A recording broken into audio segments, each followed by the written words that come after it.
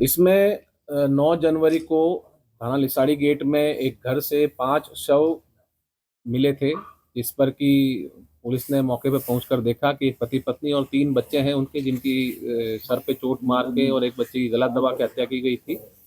इसमें मुकदमा दर्ज किया गया था। 3 नामजद अभियुक्त थे और उसमें अलावा विवेचना के दौरान एक और अभियुक्त प्रकाश में आया। 2 अभियुक्तों पर 50,000 के इनाम किए गए थे।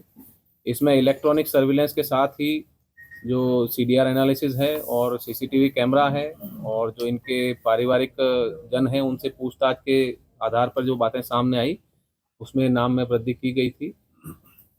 आज सुबह थाना लिसाड़ी गेट में ये मुखबिर के जरिए सूचना प्राप्त हुई इंस्पेक्टर लिसाड़ी गेट को कि जो मुख्य अभियुक्त है नईम, वो पुनः वहां पर किसी घटना को कारित करने के उद्देश्य से आ रहा है, जिस पर कि पुलिस पार्टी ने वहां पर घेराबंदी की और इसमें आपसी फायरिंग हुई। पुलिस पर फायरिंग की गई, जिसमें कि इंस्पेक्टर लिसाड़ी गेट के जैकेट में गोली भी लगी है और इसमें जवाबी कार्रवाई में अभियुक्त को गोली लगी नईम को, जिससे कि उसकी अस्पताल ले गए और वहां पर उसकी मौत हो गई। इसके ऊपर 50,000 रुपये का पुरस्कार घोषित था और पूर्व में इसके ऊपर 2 हत्याओं के मुकदमे अभी तक संज्ञान में आए हैं और कुछ अन्य मुकदमे भी चोरी इत्यादि के सामने आए हैं। इसके और आपराधिक इतिहास की जानकारी की जा रही है। अभी तक की जानकारी में ये पता चला है कि ये पहले के मुकदमों में वांछित चल रहा है और कभी जेल नहीं गया। ये कई शहरों में, अलग अलग शहरों में रहा है। दिल्ली में रहा, कुर्ला में रहा, बॉम्बे में, मुंब्रा में रहा, मालेगांव में रहा और रुड़की में रहा है और जहाँ भी ये जाता है अपना नाम और भेष बदल लेता है।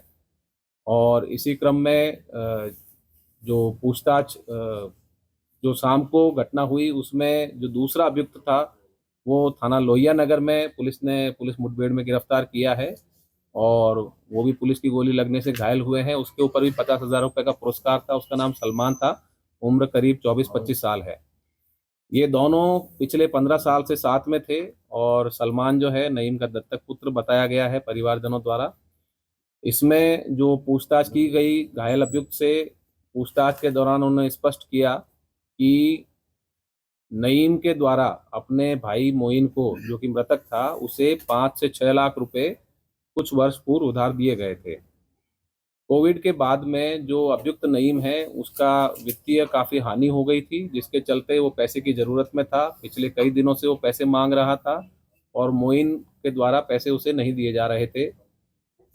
कुछ समय पूर्व नईम जब मालेगांव में था, उसकी जानकारी में आया कि मोइन ने रुड़की से खुद को शिफ्ट कर लिया है मेरठ में और यहाँ पर एक मकान भी बनाया गया है और एक प्लॉट भी खरीदा जा रहा है।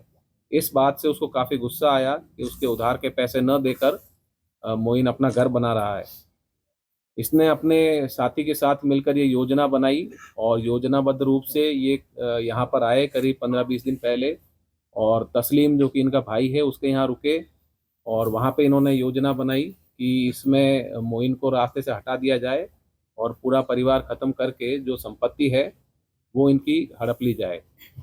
इसी क्रम में इसने मोइन से अच्छे संबंध बनाए और उनके यहाँ पर आना जाना शुरू किया। घटना वाले दिन 8 तारीख को रात्रि में सलमान और नईम दोनों अभियुक्त मोइन के घर गए। वहाँ पे इन्होंने खाना खाया और खाना खाने के बाद ये वहीं सो भी गए।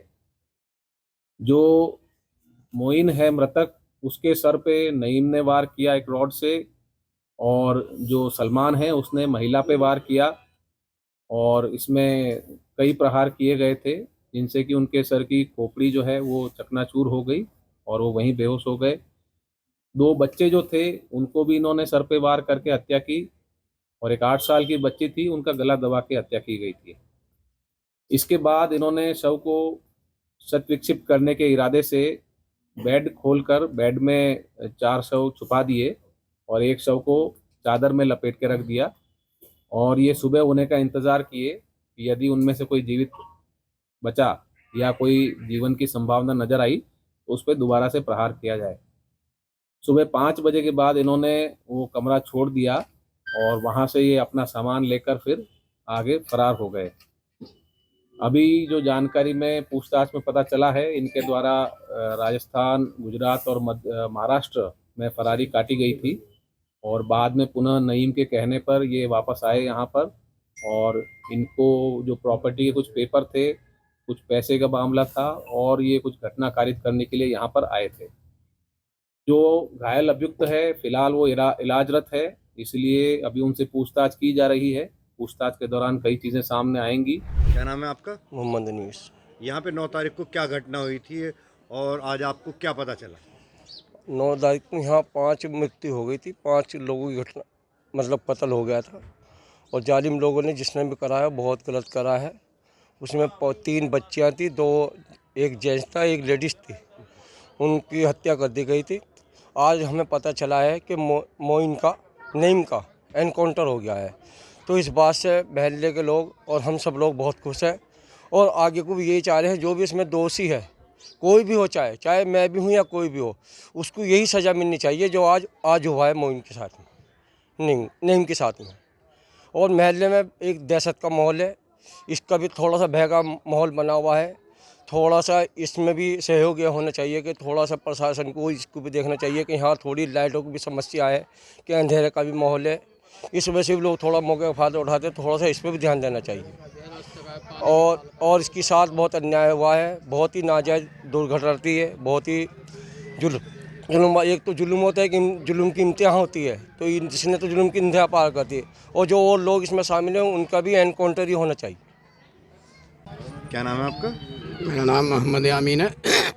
यहाँ पर अभी जो 9 जनवरी को एक ही परिवार के 5 लोगों की हत्या कर दी गई थी, उसके जो मुख्य आरोपी है नईम, आज वो एनकाउंटर में मारा गया। क्या कहना है उस पूरे मामले पे आपका? ये जो भी गवर्नमेंट ने फैसला लिया है बहुत अच्छा फैसला लिया है, और अगर और भी कोई भाई इसमें शामिल हैं इस तरीके से, तो वो भी इसी तरीके से मारे जाने चाहिए, उनका भी एनकाउंटर हो।